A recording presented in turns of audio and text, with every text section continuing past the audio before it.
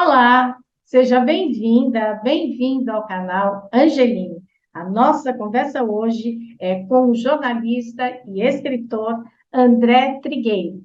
Vamos falar sobre o suicídio e o espiritismo. E antes de começar essa nossa conversa, eu te faço aquele convite. Se você ainda não é inscrito, faça sua inscrição aqui no canal Angeline e também nos acompanhe pelo Spotify. Deixe seu like, faça comentários e colabore assim para disseminar cada vez mais a cultura do encontro e a cultura da paz.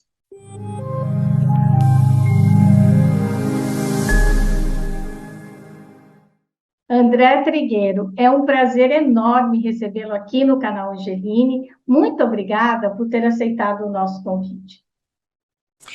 Oi, Cris, prazer falar com você, com seus amigos no canal. Parabéns pelo seu trabalho. Estou às ordens aqui. Então, o André é um jornalista, ele é uma pessoa que, na verdade, um profissional que é especializado no meio ambiente, embora faça outros tipos de matéria, né? E eu já admiro por isso. E o André é também espírita.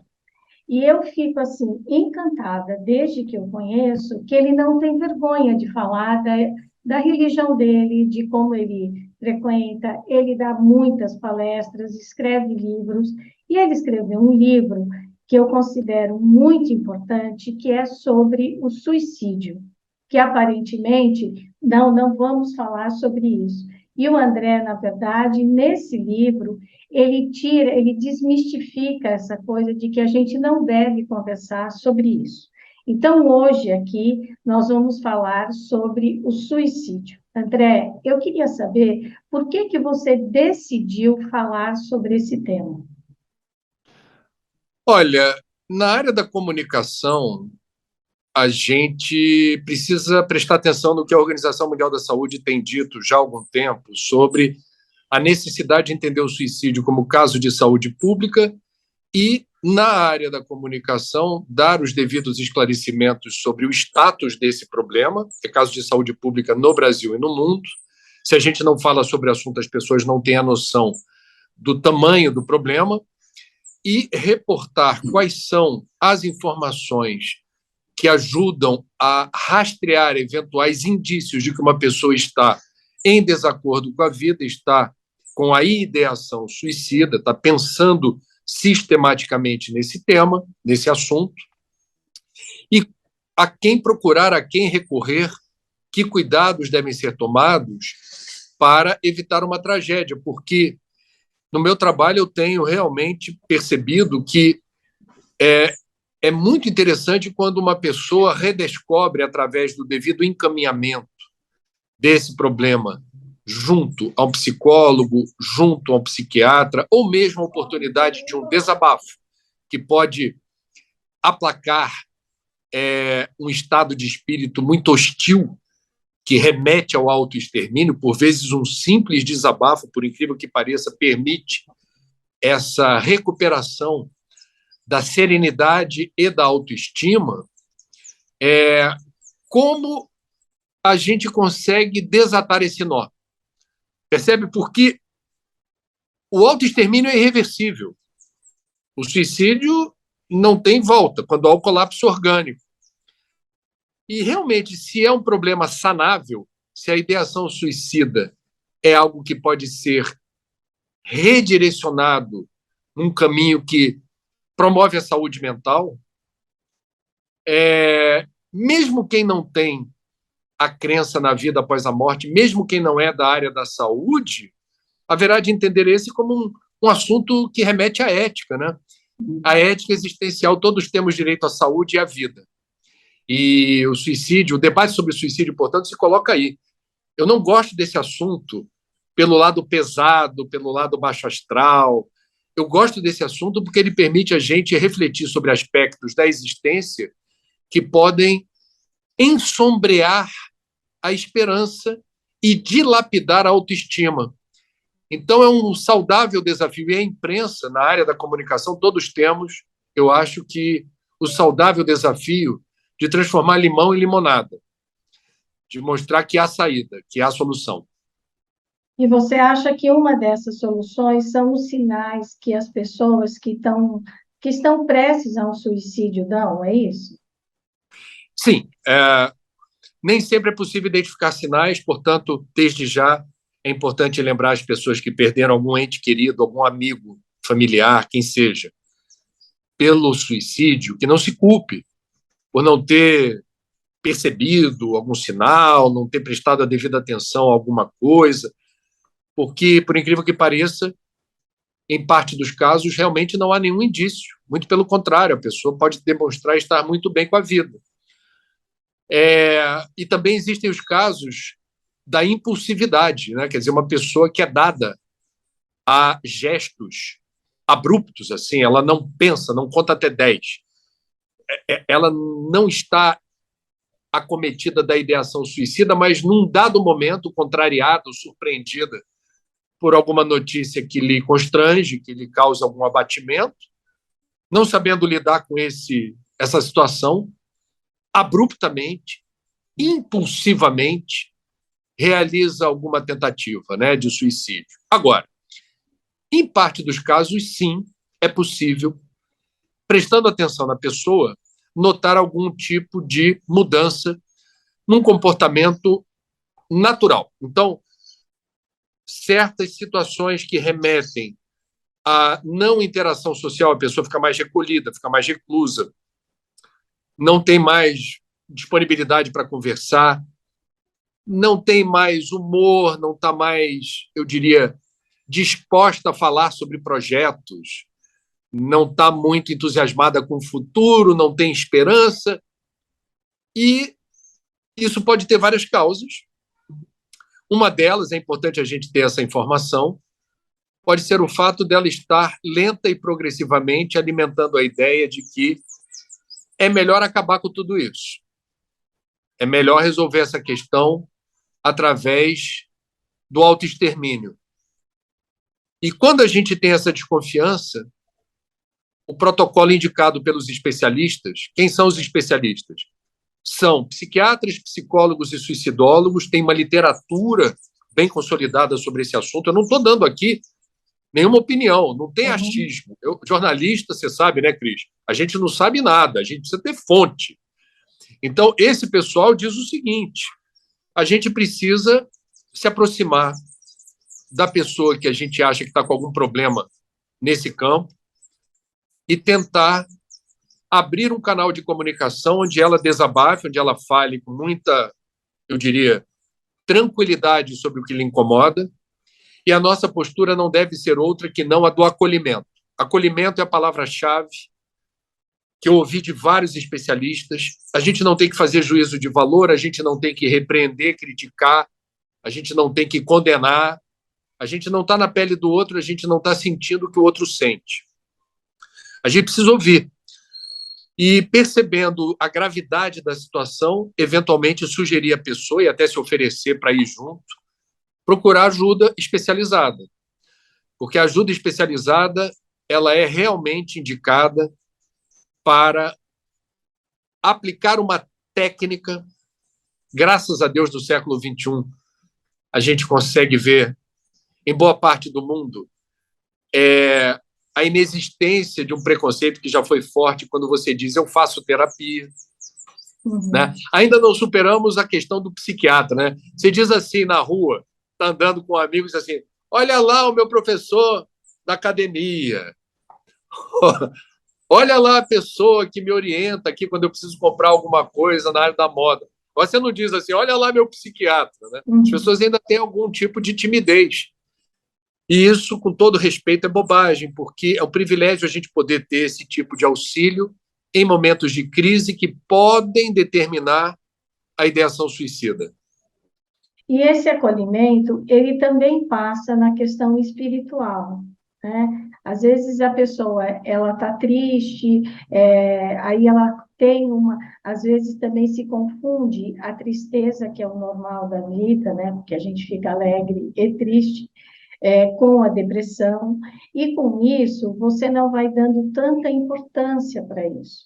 né? Ou a pessoa ela tem uma religião, ela frequenta uma religião, ela está lá sempre quietinha, parada, e realmente falta, inclusive dentro das próprias igrejas, né? Falta esse acolhimento, porque a pessoa às vezes ela não sabe como chegar em alguém, então ela precisa que alguém chegue junto dela, não é isso? É, eu penso que a gente precisa, em primeiro lugar, independentemente de religião, separar tristeza, separar melancolia de depressão, por exemplo, ou de Certo. ideação suicida. A tristeza faz parte, a tristeza, ela tem, eu diria, ela oferece condições no campo do autoconhecimento, ela permite que a gente realize exercícios muito importantes de paciência, sublimação, exercício da coragem, a prática da persistência, quer dizer, a tristeza ou a resignação positiva, quer dizer, os estados de humor, eles não são sempre iguais. A vida tem um aspecto assim parecido com uma montanha russa. Há momentos que eu estou muito bem, há momentos que eu estou péssimo, e nos momentos que eu estou muito bem, eu não vou me iludir achando que isso é para sempre, nos momentos que eu não estou bem, eu também não vou me deprimir achando que isso é para sempre. O que esses especialistas lembram é que, quando a gente fala de depressão, isso não é uma tristeza, é uma tristeza persistente. Passou de uma semana a 10 dias, de um estado de espírito dilacerante, que não lhe garante um sono tranquilo, causa alguma anomalia no apetite, algum desconforto nas relações interpessoais, uma opressão no peito, uma sensação de angústia que você não sabe como lidar, são possíveis indicadores de depressão. Não existe um exame definitivo para confirmar a depressão. A depressão é diagnosticada a partir de um questionário, de uma anamnese, que o responsável, psiquiatra ou psicólogo, haverá de detectar através das respostas se a pessoa está ou não com depressão e se essa depressão é leve, moderada ou grave. Para cada tipo de depressão, há um protocolo terapêutico. Esse protocolo terapêutico pode ser medicamentoso, pode ter alguma substância que procure regular a bioquímica do cérebro, porque a depressão é um transtorno de humor, Uhum. e há aí uma anomalia na passagem das informações dos neurônios, essas trocas de informação, esse comando mental que permite que a gente responda a estímulos externos, é como se a gente andasse com o freio de mão puxado. Uhum. E aí tem uma questão bioquímica que se resolve com substâncias. Se resolve em parte. Você pode, com o uso de substâncias, já ter maior disposição para ir para o trabalho, para sair de casa, para fazer alguma coisa. Mas a depressão ela tem outras nuances. Eu, particularmente, entendo que o apoio psiquiátrico não exclui o apoio psicológico, Uhum.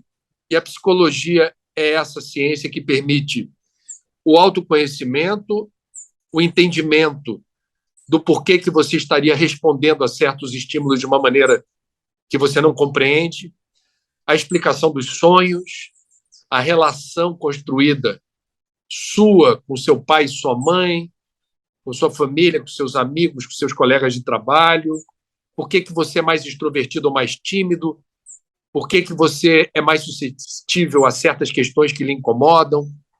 Tudo isso é um privilégio, a gente poder ter um parceiro ou uma parceira na aventura do autoconhecimento que nos ajuda a entender o nosso psiquismo. Não precisa ter depressão para procurar psicólogo. Claro. Eu não Uhum. tenho depressão, nunca tive e tenho, faço terapia. A terapia, ela descortina horizontes incríveis assim de investigação É. do seu eu e de quem você é. E Por eu último, acho mas que também, desculpa, mas a terapia também é uma pessoa conversando com você que de fora ela te diz coisas que talvez alguém que esteja junto de você ou não tem coragem ou não percebe. E aí é impressionante como, às vezes, você contando alguma coisa na terapia, a pessoa te dá um retorno, às vezes, de uma palavra só, e você entende, e você começa a repensar, a ressignificar as coisas, né? A terapia realmente ajuda muito. Sim. E, independentemente de apoio especializado, Uhum. psicólogo ou psiquiatra, e também enveredando no campo da autoestima e da sua espiritualidade, nós precisamos assumir o compromisso em favor da nossa saúde mental. Então, que tipo de conteúdo você tem acessado a partir da televisão, aberta, cabo ou streaming? Se é algo que te deprime, te debilita, te aterroriza, cessa esse Uhum. contato, deixa de assistir. Não consuma aquilo que te faz mal. O mesmo vale para livro, o mesmo vale para música, para pessoas que eventualmente você já sabe que te fazem mal, são pessoas tóxicas, eventualmente até queridas, mas que você precisa ter cuidados para não estabelecer uma sintonia que pode ser ruim em momentos de fragilidade psíquica ou emocional. Lugares que te colocam para cima, paisagens, memórias afetivas de um parquinho, de uma praça, de uma praia, uma lagoa, uma floresta, tudo isso é o autocuidado, a autogestão.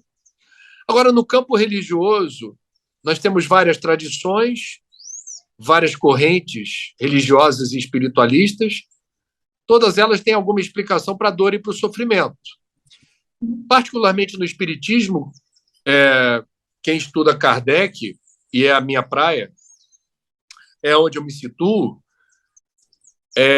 quem procura uma instituição espírita querendo resolver no mesmo momento o problema da dor e do sofrimento, eu vim aqui porque eu não quero sofrer. Não perca seu tempo no espiritismo. O espiritismo não nos blinda da dor e do sofrimento. O espiritismo traz informações úteis que ajudam a compreender a razão pela qual sofremos. E o que nós chamamos de livre-arbítrio seria a capacidade que precisamos ter de realizar escolhas em nosso favor ou contra nós.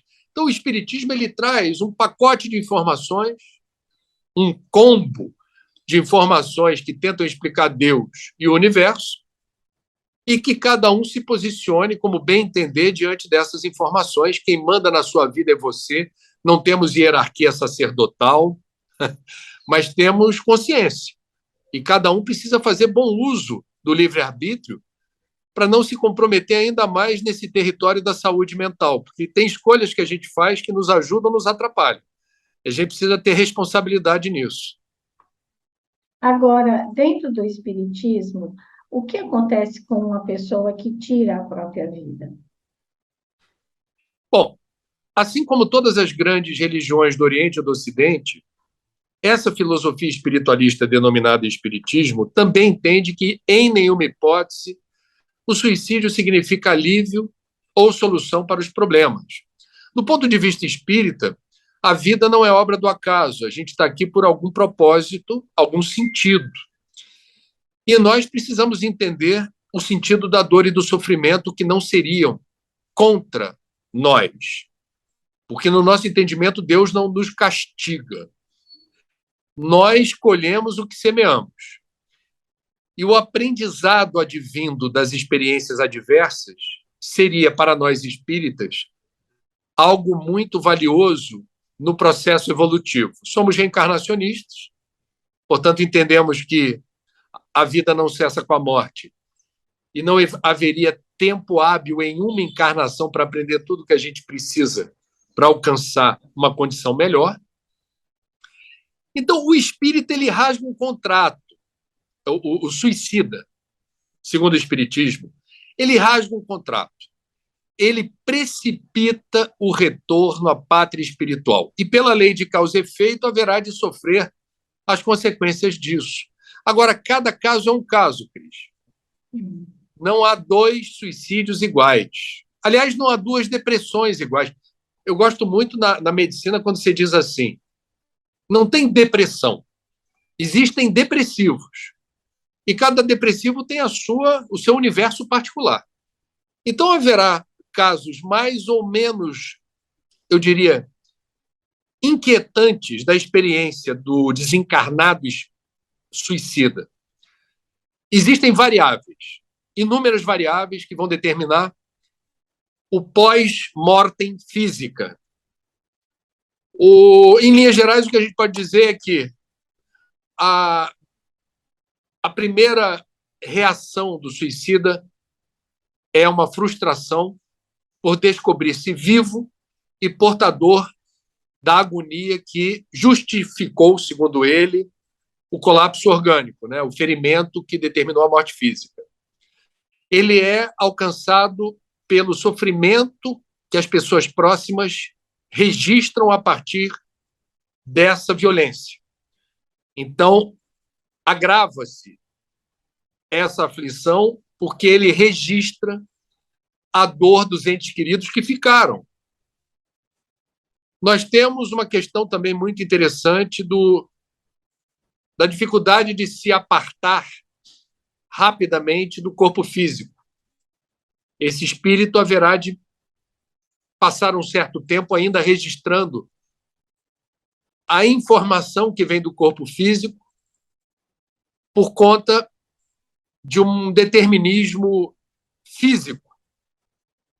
Para nós espíritas, há um prazo de validade na Terra determinado pelo fluido vital. Cada um de nós tem um tempo de vida na Terra. A gente não sabe direito quanto tempo é. A presença no corpo, esse vínculo é determinado pelo estoque de fluido vital, que seria a nossa pilha, que mantém aqui a gente energizado. Quando a pessoa precipita o retorno à pátria espiritual, a pilha está lá. A energia programada para uma existência inteira não se liquefaz imediatamente. Então, é esse estoque de fluido vital que determina uma ligação do espírito com aquela carcaça que ficou inerte. Não é uma sensação agradável.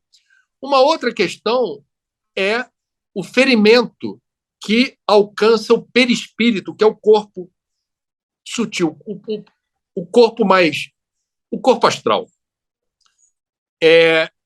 Esse perispírito é a forma do corpo físico em encarnações futuras. Há uma entrevista dada por Chico Xavier a Hebe Camargo, que eu transcrevi no livro Viver é a Melhor Opção, que Chico explica de forma muito simples. Uma pessoa, por exemplo, quando determina o suicídio através de um projétil que atravessa o centro nervoso.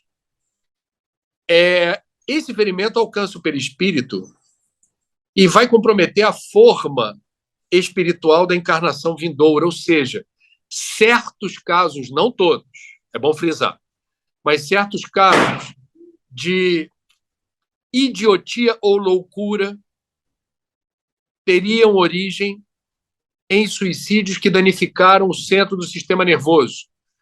Certos casos de enfisema ou problemas graves no sistema respiratório, não associados a tabagismo, segundo nós espíritas, poderiam ter origem no afogamento em vidas passadas, saturando os alvéolos pulmonares de água salgada do mar ou água doce do rio, ou inalação de substâncias letais como gás. Aquilo fica comprometido. Determinou o colapso orgânico, mas o perispírito também registrou algum abalo. E é interessante, por exemplo, uma pessoa que cai... Você conhece esses casos? Tem um operário na construção civil que caiu do 10º andar e quebrou o tornozelo. Né? Uhum. Aí você vai dizer, esse cara nasceu de novo. Aí algum espiritualista vai dizer, não era a hora dele. Não era a hora dele. Agora, haverá uma pessoa que cai de uma cadeira e fica tetraplégica. Teve uma torção no pescoço. Essa torção poderá revelar, essa é uma possibilidade, fragilidade de uma vértebra, que em outra encarnação, através, por exemplo, de um enforcamento, quebra-se o pescoço exatamente naquela vértebra. E aí há uma fragilidade, é como se fosse assim uma vulnerabilidade que está no pacote evolutivo e que haverá de determinar a valorização da existência. Nós somos ou precisamos ser muito responsáveis pela vida, pelo nosso destino, pelas escolhas que realizamos. Isso vale até para o voto. Tudo o que a gente faz como cidadão, consumidor, eleitor, tudo tem consequências. Quando a gente examina a existência à luz do espiritismo, por exemplo, cada ato, cada palavra proferida ou escrita, cada pensamento, cada sentimento reverbera no universo, cara. Isso é muito sério. Então a gente precisa ter consciência. E consciência do quanto a vida é preciosa, é sagrada, e o quanto as adversidades, em vez de nos debilitar, devem nos fortalecer. Agora, André, a hora que esse espírito, que a pessoa, ela pratica o suicídio e esse espírito ainda está ligado ao corpo, ela também sente o desespero, a aflição que ficaram os seus entes queridos, não sente? Sim. Porque ninguém diante de um fato como esse diz, ai, Deus levou, era melhor. Não, ninguém tem essa frase, né? Todo mundo, e as pessoas mais próximas, eu imagino, elas ficam numa situação assim, o que que eu não fiz? O que foi que faltou? Né? A pessoa que também pratica o suicídio, eu tenho a impressão que ela leva com ela também esse sentimento de culpa, de desespero mesmo, que ficaram as pessoas aqui, não é? Bom, todos somos imperfeitos. À luz do Espiritismo, todos passamos por várias e várias encarnações até chegar onde chegamos hoje. Você aí, eu aqui, Cris, somos o extrato de inúmeras encarnações aonde conquistamos algumas virtudes e ainda somos portadores de muitas imperfeições. Isto posto, eu não acho um absurdo imaginar que nós já tenhamos flertado ou consumado o suicídio em outras encarnações. O lado interessante do Espiritismo é que, ao contrário de outras tradições, não acreditamos em penas eternas. Todos temos uma outra chance. Deus nos ama incondicionalmente, seja você quem for, tenha feito o que você tenha feito, não importa. Então, o nosso destino é a luz, há um determinismo evolutivo. Agora, ninguém reencarna para se matar. Não há um determinismo suicida. E não é um bom negócio precipitar o retorno à pátria espiritual, porque significa que a gente vai ter que administrar problemas em função dessa ocorrência, que alguns autores espíritas dizem, dependendo das circunstâncias, para zerar totalmente o passivo espiritual de um suicídio, isso pode levar décadas ou séculos, até 2 séculos, em casos mais graves. Um instante de invigilância, uma fração de segundo que a pessoa julgue que não há o que fazer. Portanto, eu vou desaparecer, porque a minha convicção, conversando com as pessoas que lidam com esse universo e são especialistas, e também dentro daquilo que me foi possível acessar da doutrina espírita, o suicida não quer se matar. Ele quer resolver um problema. Ele quer calar uma dor. Mal comparando, Cris, abrindo aqui um parêntese, o estigma que recai sobre abortistas, né? Tem muito homem, principalmente, isso é predominante no segmento dos homens. Acham que a abortista gosta de praticar aborto. Assim, não, vou abortar. Que não está em sofrimento, que não está passando por um problema enorme, existencial, e que não vai, eventualmente, processar essa dor ao longo de muito tempo, dizendo assim, não é uma escolha confortável. Então, puxando agora para o cristianismo, né? A gente precisa baixar o dedão indicador que acusa e ter uma leitura que eu sugiro que os seus seguidores reflitam sobre o que eu vou dizer. Não sou o dono da verdade, não, mas eu queria compartilhar uma reflexão. Eu acho que a gente deve, sim, estigmatizar o suicídio. Poderíamos estigmatizar o aborto e poderíamos estigmatizar a eutanásia pelo mesmo princípio. Do ponto de vista espírita, a vida é sagrada e preciosa e a gente precisa entender as circunstâncias que envolvem o suicídio, o aborto e a eutanásia. Agora, não podemos estigmatizar o suicida ou a abortista, porque a gente não está na pele das pessoas. E não dá para julgar a dor do outro. Aquela passagem evangélica de Jesus testemunhando o apedrejamento da mulher adúltera e os doutores da lei querendo pegar Jesus no contrapé e dizer: e aí, mestre, o senhor se diz judeu e respeitador da lei. O senhor é contra o que está acontecendo aqui? E ele começa a rabiscar na terra batida palavras que aludem às imperfeições que todos temos. E as pessoas que estavam ali também possuíam. E ele diz: aquele que estiver livre de pecado, que atire a primeira pedra. Pronto. Bastou para o povo começar a jogar a pedra no chão e fazer outra coisa. E a mulher adúltera se aproxima do mestre, né? E Jesus diz: cadê as pessoas que te acusaram? Falou: também eu não te acusarei. Vai e não peques mais, e toca a tua vida. A vida é tua.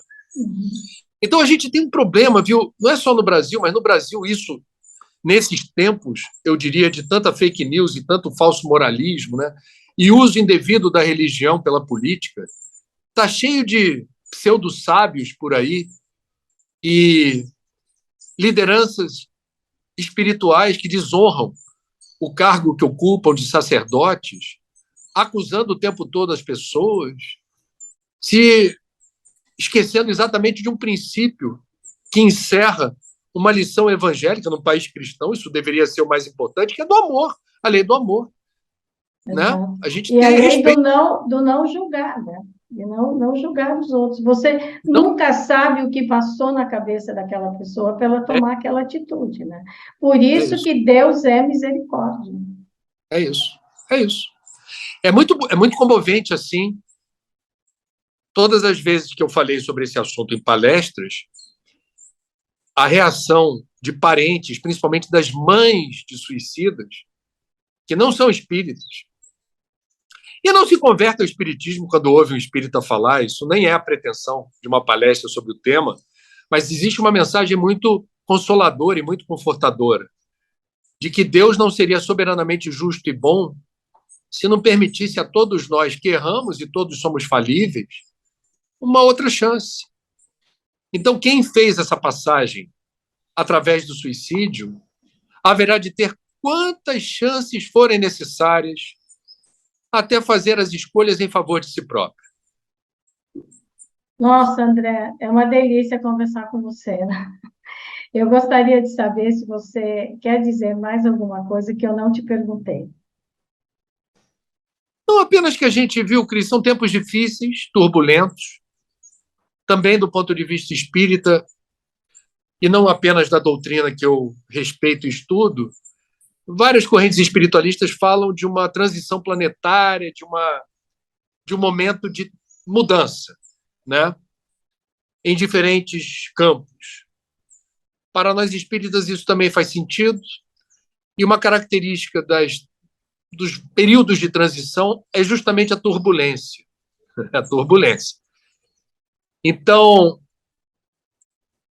esse ano, na primeira palestra presencial que eu fiz, depois de mais de 2 anos de pandemia e reclusão, prestando atenção nas orientações dadas por um comissário de bordo antes de pegar o avião, eu percebi tantas intuições espirituais nas recomendações surradas dos comissários. Então, ele diz assim: por favor, é possível que haja turbulência, portanto, afivelem os cintos.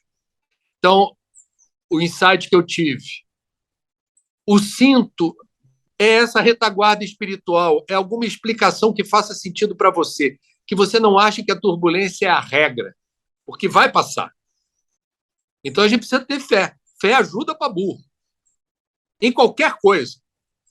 Mas acredita, por debaixo das nuvens espessas há um sol brilhando, a turbulência vai passar. Use o seu cinto.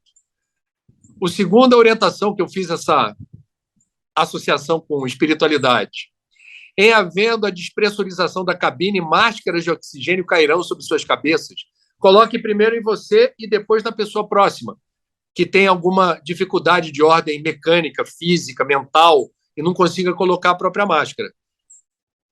Aquilo seria uma outra releitura da máxima evangélica do Cristo, quando diz: ama a Deus sobre todas as coisas e ao próximo como a ti mesmo. Você precisa se amar, se respeitar, você precisa cuidar bem de você para ter condições de cuidar bem do próximo. A gente não pode inverter o eixo. Se você não está bem com você, vai ficar difícil. Então, cuida bem, não menospreza você. Ah, mas eu errei, eu tenho culpa. Culpa é uma encrenca. Arrependimento não. A culpa paralisa o espírito. O arrependimento nos oferece a condição de reconhecer o erro e tentar repará-lo. É hashtag outra coisa. Por último, mas não menos importante, a recomendação que eu guardei. Em caso de acidente, luzes se acenderão na cabine, apontando o caminho da saída. Então, Cris, Deus está presente, Deus está no comando. As pessoas às vezes esquecem assim: nossa, onde está Deus?